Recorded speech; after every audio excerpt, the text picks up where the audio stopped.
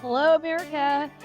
I'm back in the DC swamp with so much to report on. But I got to tell you, last week, reporting from Utah, being able to come to you from Warrior Risen, which is an incredible foundation that members of our family just started. My husband's daughter, Erica Schlichty, she's amazing.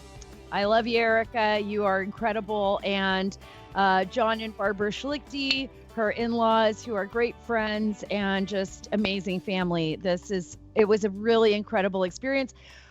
Marty and I and the kids, we were like the first test subjects of the ranch. It's a dude ranch for wounded warriors, veterans, Gold Star families, a place to reconnect and find a way to build and move forward. And this is just so incredible. It's such an incredible idea because one of the aspects of the ranch is to have like a partnership with somebody from your area. So what would happen is a veteran's family would partner with a business owner and their family from their local community, and they would experience the Dude Ranch together, find a way to work together, talk about, ways to move forward, the economy, maybe building a business, how to do things. I mean, they would share their experiences with one another.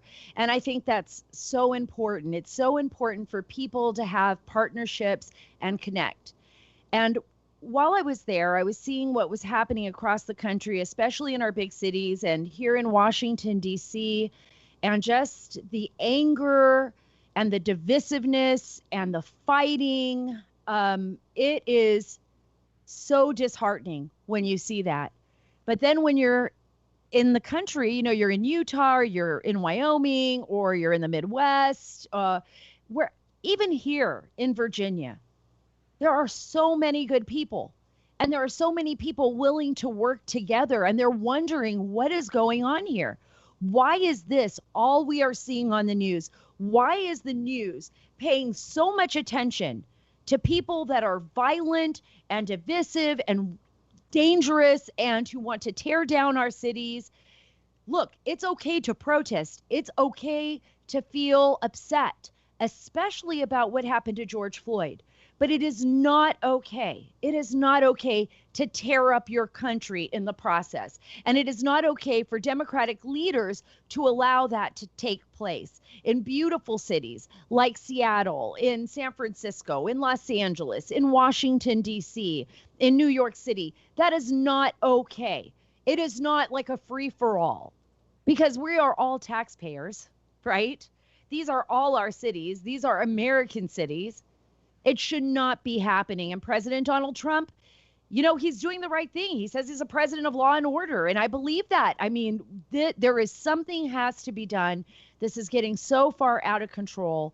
And I just wanted to say my piece, because when I'm in Utah, when I'm in other places and I'm traveling and I'm talking to Americans, they're so tired of it. So many of us just want to turn off the news, just don't even want to listen to it anymore. They're like, what is going on? It's not happening here in my town. We're not letting it happen. In fact, I talked to somebody from Montana, and they were telling me in Kalispell last weekend, there were some kids that got up there. They came up there from, I think, the Seattle area is what they said. And they came up to Kalispell, and they were planning on starting the same kind of situation, protests, rioting in Kalispell. And they were passing out flyers to people, to folks. I'm not going to mention who the person was that I spoke to because they live out there. But apparently a lot of the dads and a lot of the folks that were out there, they were like, well, you're not going to do that in our town. Don't even think about it. And, when some of these younger people felt like, well, are you threatening me? And they're saying, no, you're just not going to take down our businesses. We're just not going to let you do that. They went and complained to the sheriff, apparently, at Kalispell. Now, remember, this is all just firsthand from somebody that lives there. I haven't had a chance to talk to the sheriff yet, but I thought it was a good story. I wanted to share it with you. The sheriff said, well, you better listen to what the people want. If they don't want you here protesting or tearing down statues and you think something bad's going to happen, then I would suggest don't do it. Just don't come into Kalispell to do that, right? Don't come from outside, inside our city, our town to destroy it. Nobody out there that I've talked to Nobody out there said anything remotely bad. About George Floyd or anything. They were saying, is there systemic racism? Because I thought what happened to George Floyd was horrible. I thought what happened to him in that situation was terrible. It should have never happened. Whether they were white, whether they were African American, whether they were Chinese, it didn't matter. There wasn't one person that I spoke to that felt that way. So I thought I'd talk about that for a second, and then I'm going to move on because I have an incredible guest with us today. I'm so excited. She's a good friend. She's also somebody that I think has stood up for justice in America. She will go into the annals of history as a true fighter, one of the best defense attorneys in the United States of America. That is for sure, bar none. It's going to be Sidney Powell. Sidney Powell did everything in her power to bring justice to Lieutenant General Michael Flynn, an amazing American, an amazing patriot who was bad-mouthed in the media, bad-mouthed, not just in the United States, folks, but across the pond in Great Britain and in other parts of the world. Here's a man who's given his life to his country, served more than 30 years in the United States military, was the Defense Intelligence Agency's director under President Obama. He himself was a Democrat, but he would not put up, he would not sell out to President Obama or anybody else for the truth. He always believed in the truth. I want you to hear a statement that he just made. Actually, he called into the Rush Limbaugh show. I love Rush. He is a hero. Really, what he's done out there for radio and for the conservative movement is incredible. I mean, he's really an icon. I want you to hear what Lieutenant General Michael Flynn told Rush Limbaugh on his show last week about Sidney Powell. You got to hear this. Miss Sidney Powell, who's been my terrific lawyer, she is the American guardian of justice. That's what she is, and she is somebody who you want in your corner, boy, when you're in the middle of a knife fight, which I have been in. So, that's right. You're American guardian of justice. You both prove that these people can be engaged and defeated. You both prove that pushing back on them can succeed. Great. Yeah, it sure can. Great lesson. You got to find the right weaknesses, and we finally did. And that part of that was just the weakness was to shine light on truth. That's really what it came down to. Shine the light on truth, and that's what it does come down to. I'm going to tell you something personal. So, I have always believed from the moment I started my career. I was the objective journalist. I went out there. I covered national security issues, U.S. immigration issues, the war in Afghanistan and Pakistan. I'll talk a little bit about that in a minute. I covered everything I could as best and as objectively as I could, getting everybody's side of the story, putting it out there, laying it out. And then sometimes, of course, stories were just moved in a certain direction. There was always an idea of justice or some type of evidence that showed that somebody had been wronged, especially when you're being a voice for the voiceless. After I did the stories on Russia, and I covered the entire Russia hoax for the last 3.5 years, and there were ups and downs, and people that came after me and said, in the very beginning that I was wrong, that none of this was true, even when I was covering General Flynn, that they came after Flynn, and now some of those same people out there are pretending that they'd always been on the same team. They weren't. There are people out there that, did not believe in the beginning. They just didn't. I don't blame them. I mean, they didn't know what I knew. They didn't have the same sources I had or others had. But I got to a point in my career after that where I've become more of an advocate. I've been very outspoken. I support President Donald Trump. I couldn't handle it anymore. So I guess you could say I'm more of an opinionist, right? And a columnist, investigator. That's what I do. I'm not this. I've morphed. My career has morphed. It's changed. And I got to tell you what happened to Lieutenant General Michael Flynn, who I remember from way back when he was the J2 at the Pentagon, head of intelligence at the Pentagon, even before he went to Afghanistan as the head of intelligence. I thought it was just the most disgusting thing I had ever seen in my life. How they treated Lieutenant General Michael Flynn, how they treated his family, the lies. Imagine having your life smeared like that. Not only smeared publicly, you know it's a lie. The worst thing they could possibly call you when you are in the military, when you're a senior official is a traitor to your enemy, Russia. And that's what they do. That's what they're doing now again to President Trump with this whole story about Russia and the Taliban and all that BS, because that's what it is, guys. It's total BS. They take some intelligence that hasn't even been totally proven. They twist it up. They feed it to the New York Times, and the New York Times spits it out like it's God-given truth. Remember what happened 3.5 years ago? It was all a bunch of lies. It was BS. And by the way, they won a Pulitzer for it. They won a Pulitzer for BS. So I don't even feel bad. At least I come out and I tell people how I feel now. I'm not hiding it.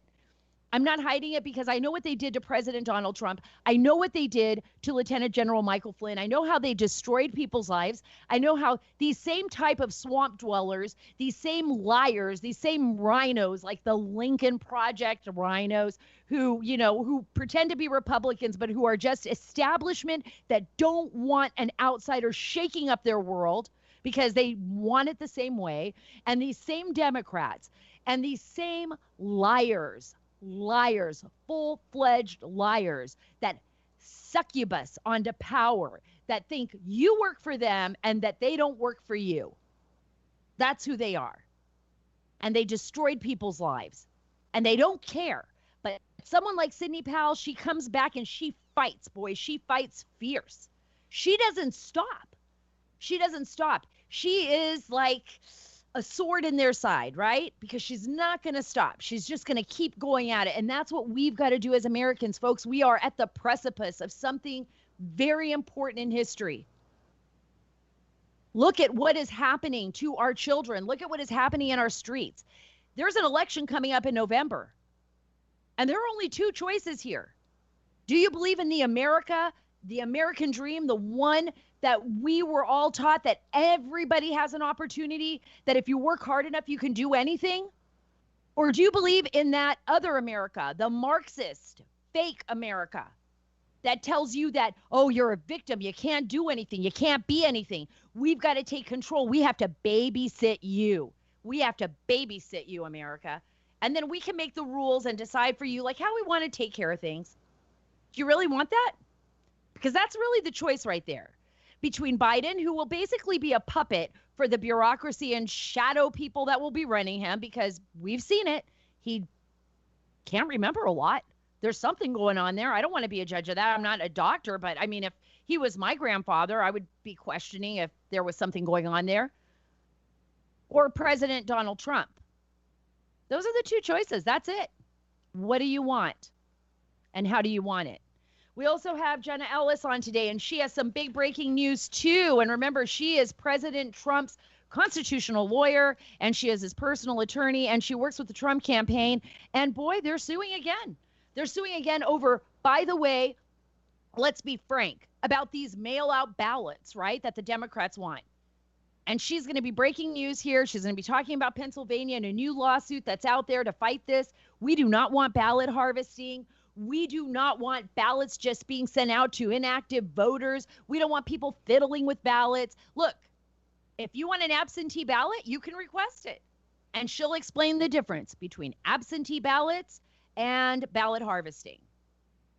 And also just randomly sending out ballots to everybody across in America, hoping maybe that nobody's going to do anything bad. But by the way, Chairman Nadler actually talked about that in the past, about how dangerous this situation is and how, I mean, basically voter integrity is gone. So let's just take a step back. Let's see what's going on here and the real reason why the Democrats are so desperate to get those ballots mailed out to you. It's not about COVID-19. It's not about stopping it, because there was a giant protest. Remember, in Brooklyn, Chicago, we've got the Brooklyn George Floyd protest, the LGBTQ protests, and rallies, and everybody was out there. So if they can all be out, protesting and rallying, then they can go to an election site and vote. We can do that. we can actually do that with our masks, 6 feet apart, go in, vote, go out. It's that simple. Okay, so without further ado, I am bringing on Sidney Powell. I am so grateful to have her on the show today, and I know you are too. And we're going to ask her about something very interesting, something that just happened on Twitter. Big tech. And are they shadow banning Sidney Powell?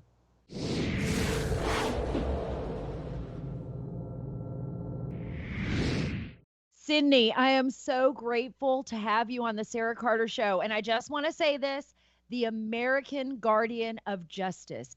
There could not be a greater compliment coming from Lieutenant General Michael Flynn, because I think he is an amazing man, an amazing patriot. I've known him for such a long time, and I've seen him out in the battlefield, even when I've been in Afghanistan.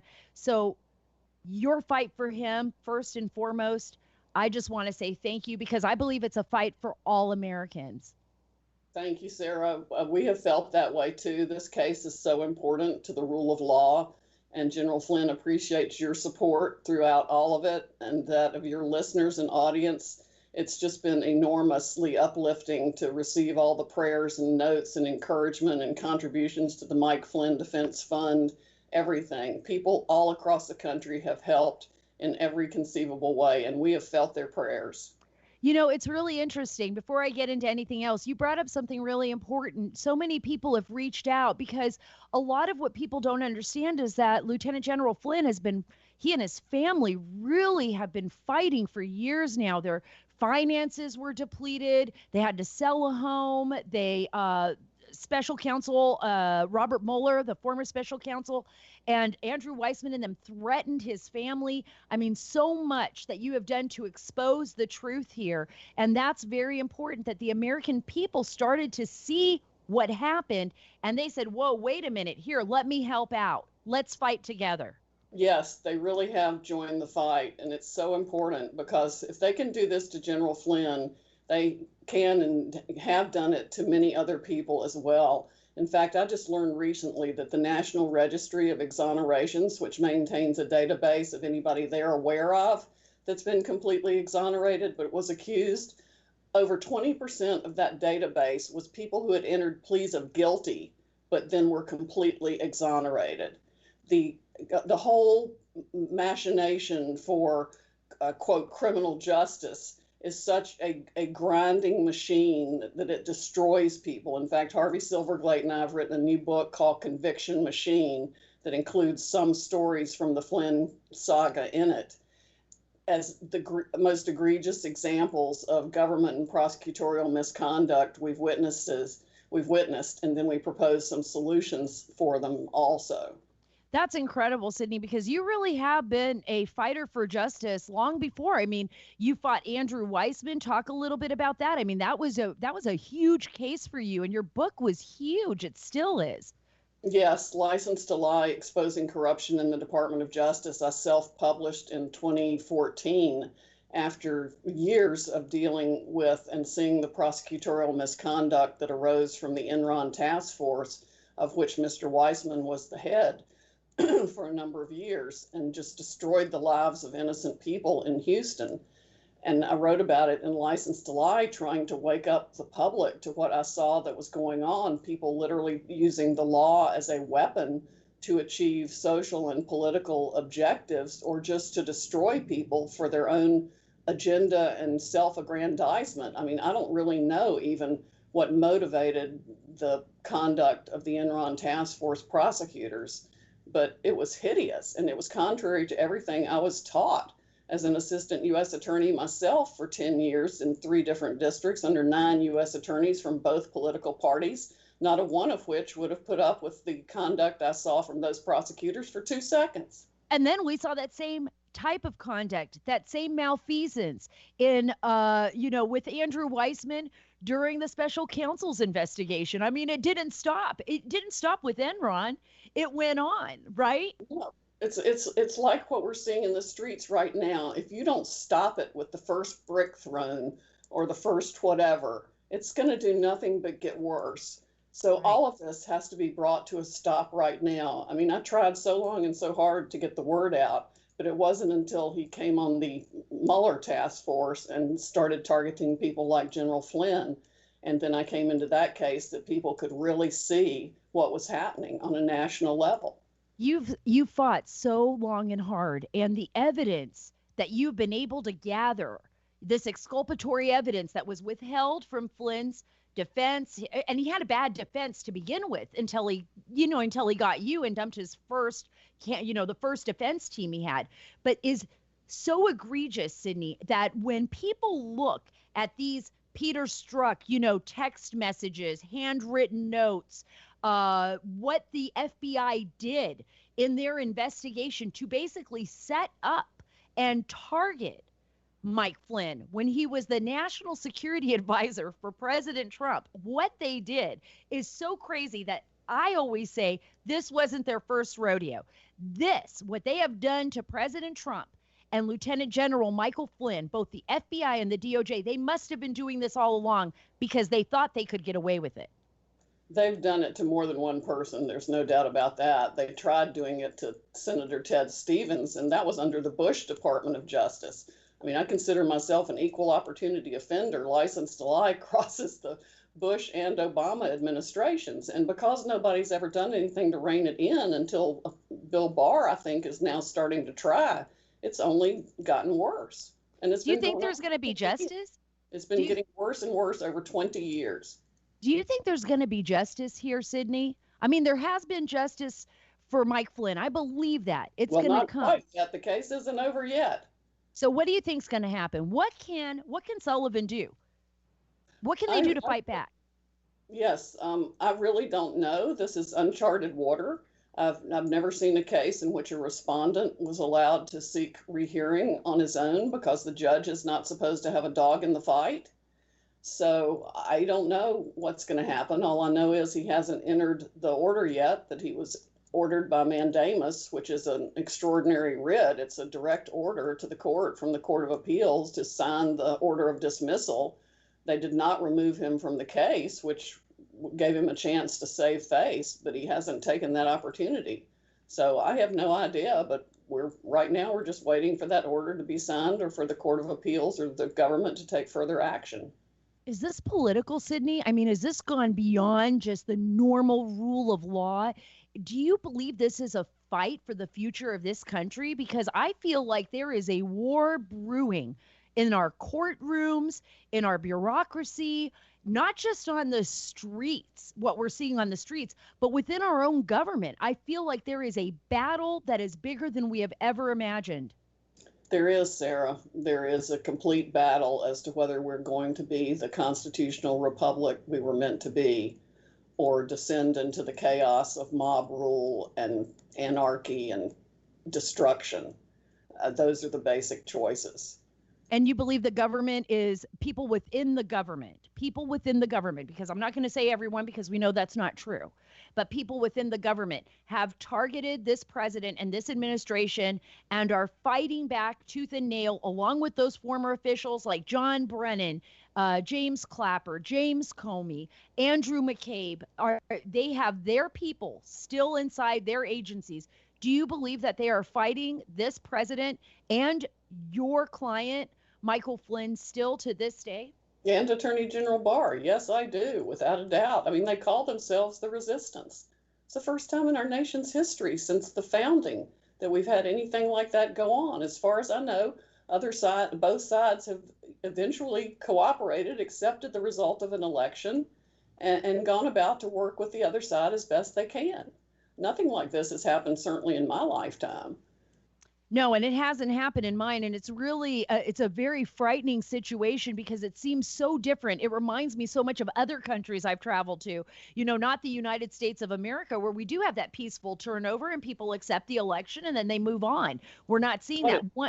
Go ahead. What it shows us is how entrenched the corruption and financial benefits were for those in power before President Trump came along. He is trying to disrupt all of that and restore confidence and the economy and jobs for the American people that he was elected to represent. And those people all right now need to stand up and demand that he restore law and order in the areas in which it is gone now. We've seen long enough the rioters and the protesters and the Democratic mayors in cities fail.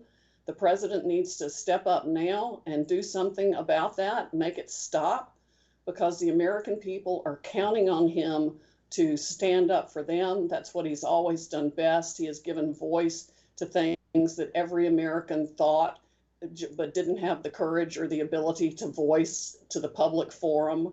And it's so important that he step up and do that again now. The American people really want and need him to be a strong leader by more than tweeting right now. Right. I agree with you 100%. And I wanted to even expand on that. You said he's the disruptor. I believe the American people, you are the disruptors. Right. You are the disruptors that voted him into office because you weren't happy with the establishment and what they were doing and the games that they were playing with all of us. And that's what they continue to do. I think they're so angry, Sidney, because people like you have exposed them, have exposed their innermost secrets, their text messages, their emails, and how they operate. And they are just losing their minds. And John Durham right now and William Barr, they, along with you, are the only two right now. This Justice Department, that's it. The buck is going to stop at the Justice Department. Is the only place that they can hold these people accountable. Do you agree with me? Yes, I do. I mean, people elected President Trump because he represented the American values they want to see restored in this country, that we were founded on, that we all know and love, and we welcome anyone here that wants to be an American. And that means accepting our values, accepting the American culture that we have created, whether it's baseball or apple pie. And you know, it's part of. But it's like baseball, apple pie, the American flag, the national anthem, the what they want to change right now. I have a great story here where they want to change our national anthem to, you know, John Lennon's, you know, song. I mean, this is insanity. It's insanity. And people have got to be taught again, children must be taught again to respect authority and property. Well, how do we do that, Sidney? Because right now I want to bring up something that's important before I have to let you go. And I know I've got like maybe 5 or 6 more minutes with you, but I want to bring up something important here. Twitter, Google, the big tech, Silicon Valley, Facebook are constantly controlling and monitoring conservatives. I never see this on the left, not the same way. And when I went to your Twitter account today, we were on your Twitter account, it was a big warning sign. Jenny contacted me, Jenny Terr. She's like, did you see this? Did you see what's on Sidney's Twitter account? It was a big warning sign, like warning people about you and your content so that it would literally scare people to click on your Twitter account. Wow. It's just crazy. What do you have to say about that?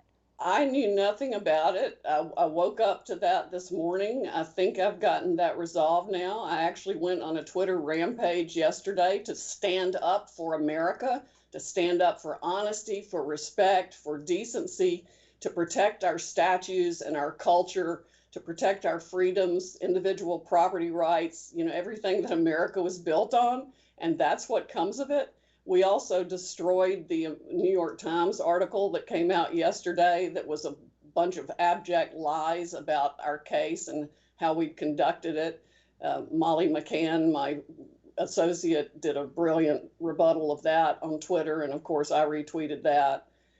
So I don't know. I also tweeted that Black Lives Matter is a Marxist organization, which you can see by the video of their founder. It's not something I made up. And any group that seeks to rule by mob and destroy anything in this country, any property, any statue, anything. I mean, I was raised that you don't touch property that isn't yours, whether it's a laptop left on a seat in an airport or whatever. You pick it up and you turn it into lost and found, but you do not do anything to harm anyone else's property or public property. And those who do should be severely punished immediately. We've got 100%. To restore American respect for other people's property and persons. That's absolutely right, Sydney. There's other ways of handling disputes and disagreements. You know this because you're a lawyer. You take it to the court, you take it to the city council, you go to your elected officials. You say, hey, guess what? I don't like this statue. It offends me. Could we talk about it? Let's have a vote in the community and let's move it to a museum. I don't know. Let's do something with it. Or maybe let's leave it because it's just a part of our history. And that's that. It doesn't mean anything. We're not doing anything. We are just remembering what happened, what brought us here as Americans. Exactly. We can't forget that. And no matter who it is, I don't care if there were a statue out there of Lenin or Hitler. We need to know who those people are and what they did and leave those statues alone.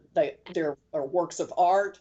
They solidify our history and visualize our history. People need to know who they are, whether they were good or bad, and how they feel about what those people did and represented. But that's why they're there, to remind us all of whatever you want to take from it. But they need to remain untouched because they're not anyone else's property. Right. And then you're going to have, but you have the cancel culture, Sydney. You've got a cancel culture that you're up against. We're going to cancel the cancel culture. That's what needs to be canceled. We're going to cancel the cancel culture. That's true. As far as Lieutenant General Flynn's, what happens? What's the next step? What can people do in order to keep the fight going and keep this fight alive? Well, right now, I would just say pray that the District of Columbia Court of Appeals has the wisdom to stand up for the rule of law and let the decision that the panel wrote remain. It's very well analyzed, completely grounded in the law. There's not a single case on the other side that supports doing anything other than dismissing the case against General Flynn on the government's well-documented substantial motion that can be seen at my website at sydneypowell.com, where we've also put the other pleadings and exhibits. For anyone who's saying anything negative about General Flynn, it's all refuted in the exhibits attached to our motions, and everything is explained there. And before I let you go, last but not least, what can Americans do right now, you think, in order to get their voices heard? I mean, the election's coming up in November. What do Americans need to do to be actively involved? We're involved in COVID right now. A lot of us were afraid there's going to be another lockdown. This has been something you've been tweeting about. But what do we do now? I mean, do you think for most of us, we're wondering, what can we do? The election's coming up and most people aren't going out. Most people aren't actively involved. We need to write and call all our elected officials at all levels to stop all the nonsense, whether it's demanding that masks be worn, which don't even work. If they're not an N95 properly fitted mask, they're not going to bar germs in or out. And nobody has a right to tell people what to wear like that anyway. It's ridiculous. And we also have to take much more responsibility for our local elections. George Soros has been very active in getting in district attorneys that will subscribe to this lawlessness, and mayors and local county officials. He's worked at the local level with a lot of money, especially in the larger cities. And those are the ones where you see the biggest problems, where they're letting people out on bail. They're just processing them through or without bail. Not holding them in custody despite violent acts like even Molotov cocktails, which ought to carry an extremely strong penalty because that's arson. We saw that in New York City. Yeah, nothing should be allowed to be burned in public, period. You talk about a health hazard and a danger to the community. Starting a fire, whether it's in a trash barrel or anything else out in the middle of a street or sidewalk, is extremely dangerous. All the nonsense needs to be brought to a screeching halt right now. And I think President Trump is the only person who can do it. And that's what the people want him to do. Well, coming from America's Guardian of Justice, thank you so much, Sidney, for being on the show today. I really appreciate it. I know I'm taking some time from you. You got a lot of work on your hands still. The fight's not over yet, but I really hope it's over soon. Thank you very much, Sara. Thank you for all you do.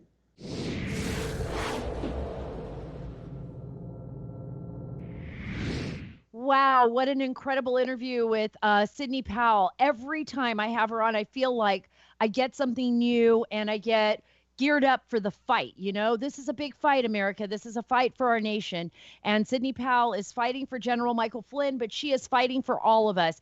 And that's not the last person that's fighting. We have a special guest. I told you about her at the beginning of the show. We have Jenna Ellis. She is the personal attorney for President Donald Trump and for the Trump campaign. She is a constitutional lawyer, and I got her on the show today, even though she's running around all over the place. I had her sit still for like 6 minutes so you can hear what they are doing right now and who they are suing over the Democrats' plan to just mail out the ballots.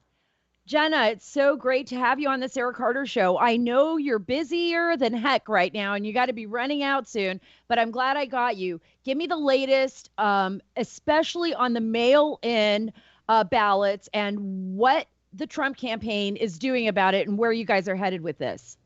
Yeah, thanks so much for having me on today, Sara. We just announced that we filed another lawsuit to make sure to protect election integrity across America. This one is in the Western District of Pennsylvania, and it's challenging unmonitored mail-in voting. So we want to make sure, the big picture here is that we want to make sure that election integrity is preserved. And what the Democrats are doing is they are filing lawsuits all across the country, and they are challenging in court all of these safeguards to elections, and they are trying to lie, cheat, and steal their way into the 2020 election by removing safeguards from our ballots. And so this goes to the fundamental heart of why we are a United States government that is run by we the people. We get to select and prefer for ourselves who represents us in government, and we do that through our vote.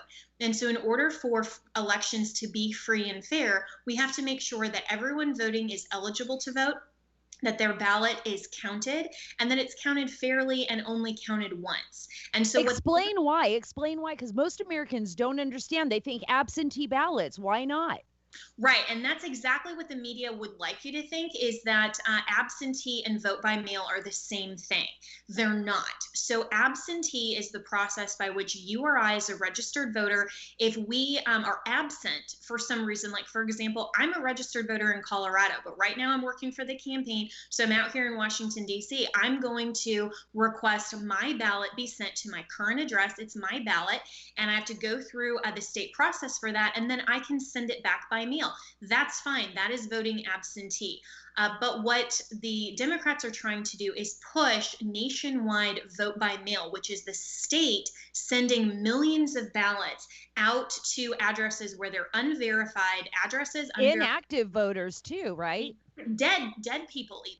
I mean, yeah. So even here in my current apartment, I still get mail for the past 3 residents. So you really are saying that, we're not going to be getting ballots that are just going out into the ether. This also allows for what we call ballot harvesting, which is individuals going and targeting like elderly nursing homes and other locations to say, you know what, I'll go and collect your ballot. And then maybe those are altered or not even counted at all and not returned. So there's a chain of custody issue.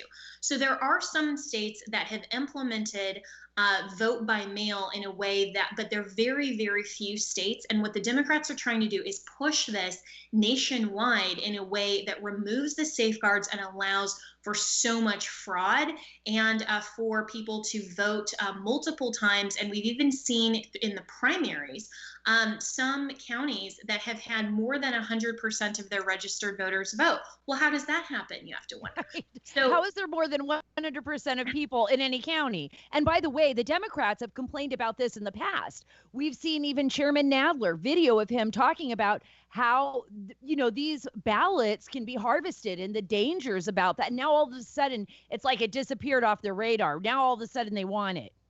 Right. Well, and so this is just the Democrats, again, manipulating the rules to their advantage because they know that there is no motivation behind Joe Biden. He's totally irrelevant, frankly, in the election. Nobody is excited for him, but you see the motivation behind President Trump, and they don't want him to win re-election. So they are willing to manipulate the election laws and use COVID-19 as a pretext to say that it's going to be unsafe to go to the polls, which simply is not true. President Trump, through the CARES Act, fact, put additional funding to make sure that polling locations are safe and secure. And for people who want to vote absentee, they absolutely can.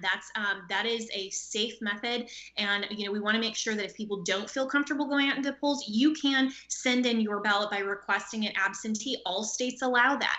So this is something where we have to be really careful, and the Trump campaign is making sure that we are going to challenge this manipulated rule that the Democrats want to force through before the 2020 election to make sure that our ballot box and the results of the election are free and fair. And that should be a nonpartisan issue, but it's only the Democrats that want to remove protections rather than make sure that every vote is counted and that elections in this country remain free and fair. Jenna, where can our listeners go if they want to learn more about this, they want to be actively involved in the campaign, and they want to understand what their rights are? Where can they go? Absolutely. So the Trump campaign and the RNC has launched a website called protectthevote.com. Go there, learn more about election integrity, why this matters, where we're fighting in litigation, also what you can do in your state if you want to be a volunteer. You can also join armyfortrump.com, and you can volunteer on Election Day. You can volunteer before Election Day. We're only 4 months out from the election. So again, go to protectthevote.com, armyfortrump.com, and of course, learn all about election integrity by following our Twitter at Team Trump. And the president also tweets about this. This is something that is really important to him because he understands that the nature of free and fair elections are important to every American citizen, regardless of party and regardless of what candidate you support. We in this country value our access to the franchise of voting and making sure that our elections are secure. Absolutely. Thank you so much, Jenna, for being on, and just listen to what she has to say, folks, because what she is telling you is so important. There is a difference between absentee voting and this just kind of crazy mail-in ballots. There is a complete difference here, and she knows what she's talking about. Please listen to her and go to the website, protectthevote.com, protectthevote.com. Thank you, Jenna. Have a great day. Thanks, you too.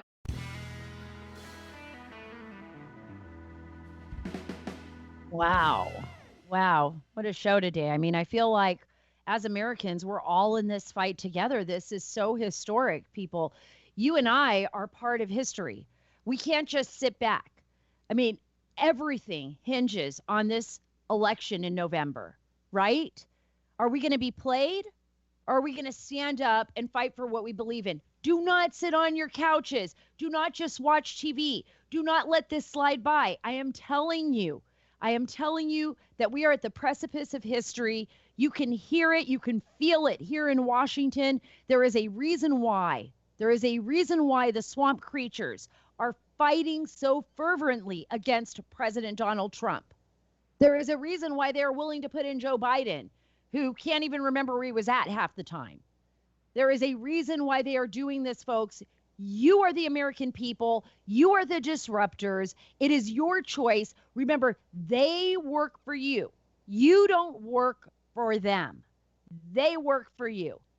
And Jenna Ellis is right. She is right when you think about what she's talking about. And the reason why they right now, the Trump campaign and the RNC together are fighting and filing these lawsuits, right, against mail-in ballot. Now, I want you to go to Protect the Vote. That is protectthevote.com. Go to protectthevote.com. I also want to talk to you about something very important, and it's very important for all of us. It's big tech industry, and the restrictions and the censorship and what the Trump campaign is doing. Now, you can throw that all away. Anybody who votes for Biden is throwing this all away. You're basically voting for Marxists, and you're voting for the establishment. I'm just going to say it right now because there's no way for me to be objective here. There's no way for me to be. You have two choices. You have Trump, you got Biden. That's it. And you could throw it all away by voting for Biden.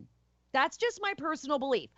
But regardless of who you want to vote for, if you are not involved in our political system, if you don't stand up and you do something about it, if you don't stand up and do something about it, there will be no one to blame but yourself. So you got to think about that. We are all a part of this system, and they work for you. I want to go to something really quick, and that is the big tech and censorship, which we've been dealing with. Look, Sidney Powell's dealt with it. I've dealt with it. We've seen it. We've seen it even on our website. Jenny and I had a story once that they were trying to ding, and it had nothing to do with politics. It had to do with anti-Semitism. It's crazy. They threaten to withhold your advertising dollars. That's how you make money when you're independent, small business like me. You make it off of advertising dollars on your site, on your website. And when they threaten to withhold those advertising dollars, it's pretty scary because you're not going to make money. You're not going to be able to pay your workers. You're not going to be able to continue to run your business. And that's how they do it. Well, right now, you know, President Trump and the rest of them, if they want to act like they're these open free markets, but they want to behave like publishers and they want to restrict and edit and do all that they do, right? Then they will be treated as such. And that would be Section 230. They'll remove it from them. They won't be able to. And this is, and I'm going to go here so I can read it to you, so I can explain and you can understand. They want to either remove the Trump administration or change Section 230 of the 1996 Communications Decency Act, which generally exempts platforms from responsibility for what their users post and allows them to moderate the content of their sites as they wish. Okay, you want to moderate your content? Let's remove your Section 230. So now people can sue you. Go ahead. You don't want to be an open platform. You want to restrict me. You want to restrict everybody because, by the way, they're restricting conservatives. They are not really restricting Democrats, and they're not really restricting liberals. You know, just conservatives and conservative ideology. We saw that with Sidney Powell, and that's what we saw. That's why a lot of people are going to Parler. It's another platform. It allows you to get on there. You know, Parler's asking right now for liberals to join. They're saying, look, we're not going to restrict your speech. We're not going to restrict you. You see my daughter's back there? She's hiding here. So she came in while I was talking. Say hi, Annalise. Hey, Annalise. There she is. is. This is what happens when you have to work from home. I'm kind of glad And because now this has been a very heavy show today. So I think she's come in right at the perfect time. So it ended perfectly There you well. go. Look, America, I am so grateful to have the opportunity to be able to speak to you because it's all about our children. And this was totally unplanned, but it is all about our children. And it's about, yeah, that's okay. It's supposed to flash. It is all about our children. It is all about our futures. And we want to protect them and protect our country. America, don't forget, you can follow me at Sara Carter DC on Twitter. You can read all of our stories at saraacarter.com. And remember, we are taking the story back. Love you and God bless. Bye, Annalise.